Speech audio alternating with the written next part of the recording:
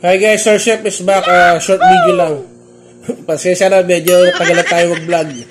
At naglaylo muna tayo at medyo busy. So short video lang to. May nakita kasi akong dumadaan ng tawag yan, binatog.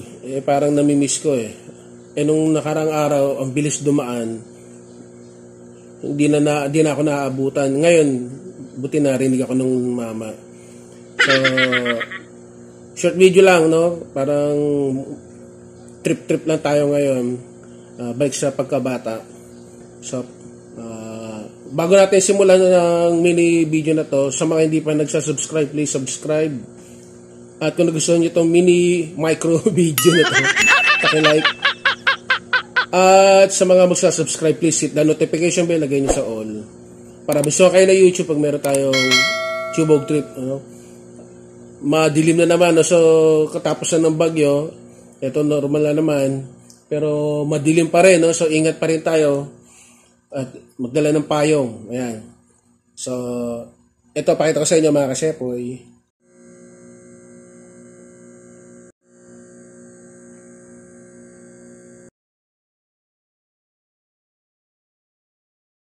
Ayan Bale, ang pinalagay ko kay kuya ay condensed milk.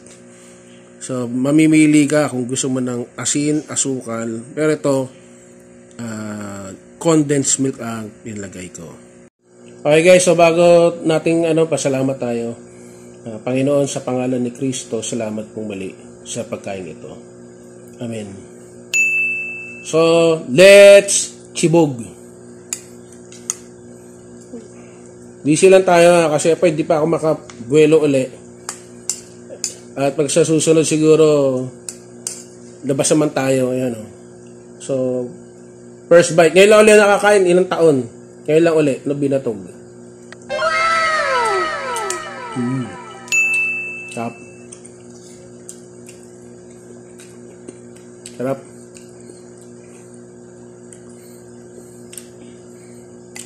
Wait lang. Masarap na may gatas. May na bright idea ko. Diyan na kayo, wait lang. Okay guys, so ito, ako nakita nyo. Nilagyan ko ng Bear Brand. Tikman natin. Oh yeah. Sarap. So, linggit ko lang kayo. Diyan muna kayo. Bye-bye. Peace, power, and God bless. Yeah.